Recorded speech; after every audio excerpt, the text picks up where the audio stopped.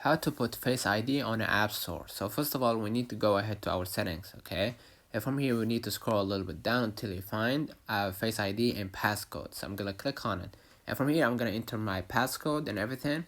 What we need to go right here, we need to toggle iTunes and App Store on, okay? After we set up our passcode and Face ID. And from here, what we need to do, we need to enter our iCloud or Apple ID password, and I'm gonna get back to you. And after we set up our, iTunes and App Store Face ID and passcode, what we need to do, we need to go back to our settings, and from here, we need to scroll up, okay? And after we scroll up, we're gonna go ahead to the screen time, okay? And from here, I'm gonna scroll a little bit down right here to the content and privacy restriction, okay? So I'm gonna click on it. And from here, you're gonna see iTunes and App Store purchases. Before you go there, make sure that the content and privacy restriction is toggled on.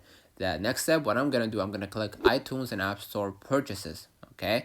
And from here it says require password, the second section, and as you can see right here, it will be on default always require. But now since we have the Face ID, we need to just go ahead right here and make the option of don't require password for it. Now what we need to do, we're gonna go back to our screen, we're gonna go ahead to App Store, okay?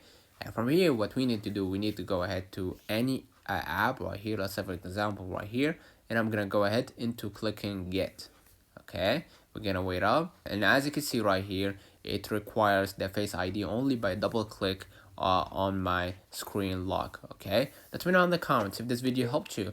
Don't forget to like and subscribe, turn on the notification bell to receive every video we upload. Thank you for watching. See you in the next one.